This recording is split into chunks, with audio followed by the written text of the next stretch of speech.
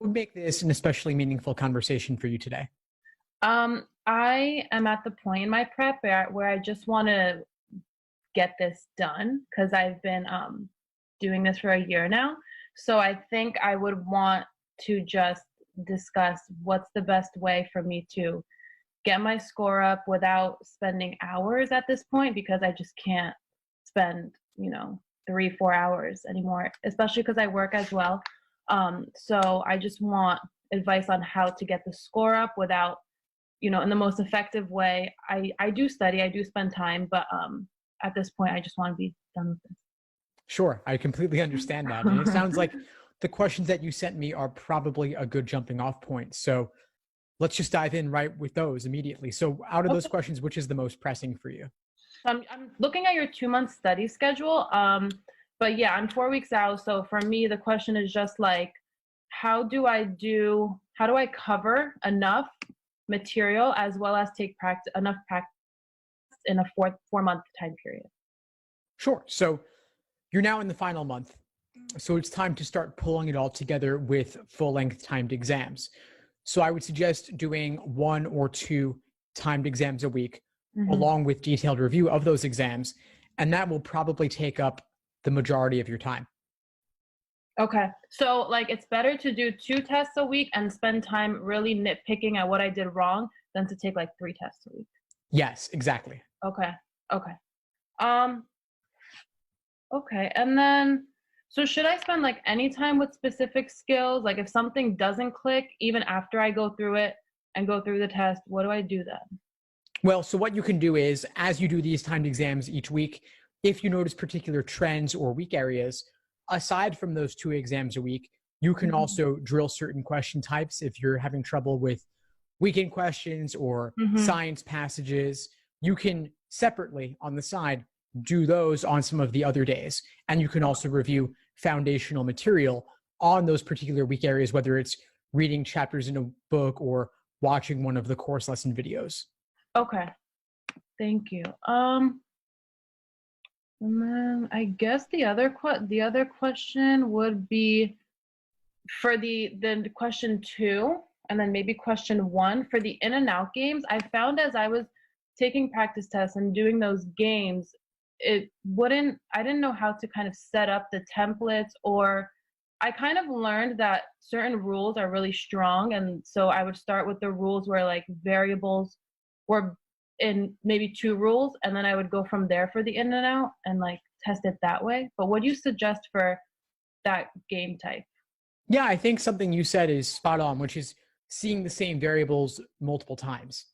Okay. So if you have the same variable appearing in multiple rules in a grouping in-out game, that suggests that you will probably be able to link those rules together to form a longer conditional chain. And that longer chain becomes your main diagram, so that at a glance, you can see that the variable at the beginning of the chain will indirectly impact variables much later in the chain.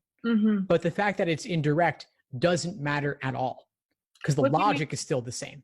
What do you mean indirect? Sorry. Well, so if like you have A requires B, which requires C, A indirectly requires C. Although they are not adjacent or side by side on the chain, and there's another variable in between, that logic still holds. Right. Okay, so it's better to make a chain for those games, because I've been doing it where I do, like if they're doing 5 out of 8 that they want, like 5 variables get picked out of 8, and then I would split, like I would do a T. Like a T chart, yeah. Yeah, and I would do it. So is the chain, you think, more effective than that method? They both have their place. So the chain to me would be like a main diagram relating all the rules or most of the rules to each other. Then the T chart is something I would use for specific hypothetical situations over the course of the game. Oh, okay. So like if there's a local question in the game, I could use the T chart maybe? Exactly. Okay. And then I guess reading comp has just been like something that I don't understand why I can't click with it, but because I have a master's in English lit, so I can read and I I don't get bored. Because I looked at your videos about, staying interested, and I think I'm okay with that, but I don't know if I'm overthinking it, because now I'm starting to do the, main point, evidence, structure, but I'm still missing like 2 to 3 questions per passage with the reading comp.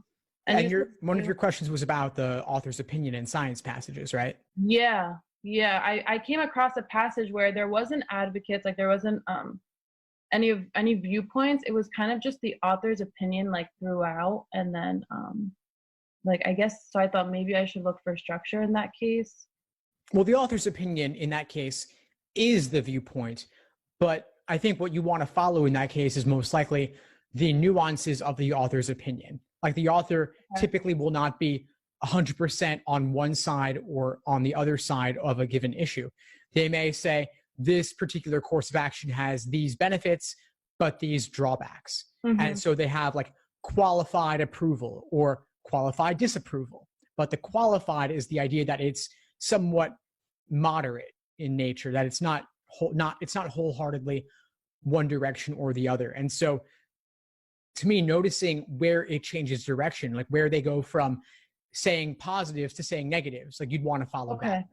I usually skip over, I don't know why, parallel reasoning, parallel flaw questions. The answer choices seem so long that I sometimes will just say, I'm going to come back to it, and then I don't leave myself enough time.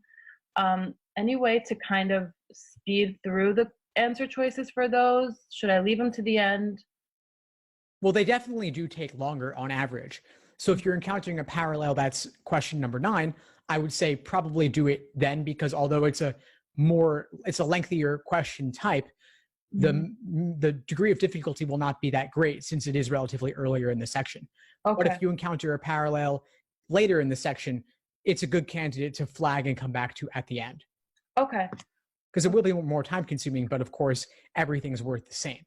Right. So it is worth saving for last. But as for how to speed up on those, it's tough, especially when all 5 choices are on the same topic and they have only minor wording differences. Yeah. So in those cases, you want to focus on exactly where those differences tend to appear. They usually appear in like quantity related words like most, all, some, few, many. Notice those words, then also notice the degree of certainty in the conclusion, like always, sometimes, maybe, probably, unlikely, words of that nature. Those differences make all the difference. And you want to, of course, match those types of words with the parallel words in the stimulus. Oh, okay. So like they mirror each other. Okay. And then you also want to test, are they truly synonymous or not? Like many and most are not quite the same thing, but unlikely and probably not are the same thing. So it's up to you to tell whether they are truly the same or not. Okay. And then you have a video on those words, right? On those terms, the many, almost, in the course. Okay. Okay. I find that at this point, I'm trying to have logical reasoning carry like most of my score. What I mean is like, I want to hit 20 questions and maybe get 20 and 20 for each logical reasoning.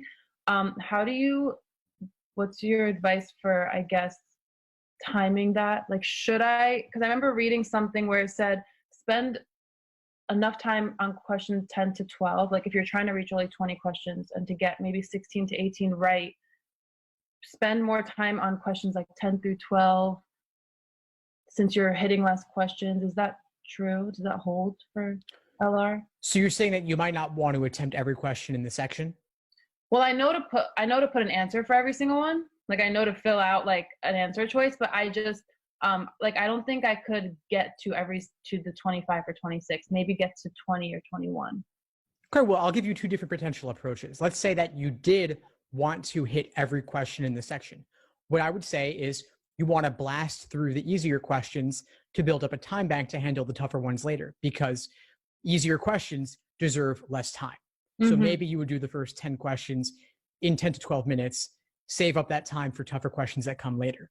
Then you could flag the most difficult questions towards the end of the section, skip them, come back to them at the very end. That's if you wanted to attempt everything. Okay. If you did not want to attempt everything, then of course you can slow down a little bit. And maybe what you would want to do is you'd want to just skip the 5 hardest questions you encounter. Okay. And maybe you never get to them, and that's okay. Okay. I'm sorry. Can you repeat that second point? Yeah, sure. So I was writing down. yeah, of course. So if you did not want to attempt every question in the section, you might want to simply skip the 5 most difficult questions you encounter. Like maybe any parallels that appear after number 15, you skip, or any principal applications, or any sciencey or philosophy type questions. If they're too wordy, you skip those, and you just never attempt them, and that's fine. But even so, I would still suggest aiming to do the earlier questions a little bit more quickly, because there is that general order of difficulty. Right. Okay. Thank you. Yeah, of course. I'm not sure. I don't know if I have any other. I mean, I tried to think of the most pressing questions, I guess, right now, but really it's just, I'm just trying to get this done and get my score up for 4 weeks. But I do think I definitely want to spend more time reviewing my tests, because I think that's also kind of the same thing as doing drills, or not the same thing as doing drills, but spending 1 to 2 days on one specific skill, I guess. So yeah, I think that might be it. Let's see. Yeah, of course, Carolyn. Well, thank you so much. Of course. No, it's been great connecting with you. You've been asking all the right questions, and you're thinking about all the right things. And I think a big takeaway I want to leave you with is, yeah, the review process. That's where you want to focus going forward. 2 exams a week, not 3. Detailed review of those exams. Make that your focus. And as we said earlier, if you ID weak areas, focus on those. On the side, do a little bit of drilling. Okay. Thank you so much. Of course. What would you say is the biggest insight you got from our call today? I would say just direction. Right at this point in time for my, my prep, I just needed someone with, expertise and experience to tell me where to go, what direction to take at this point with 4 weeks out. I could have easily spent a lot of my time, doing the wrong things for 4 weeks out. But now that I have some direction in terms of take a practice test and do the review process, that was what I needed. Thanks for tuning into the show. Please subscribe if you haven't done so already to be notified of new episodes as I release them. And feel free to reach out if you need anything at all as you move forward with your prep. I'm happy to help however I can. In the meantime, I wish you all the best and take care.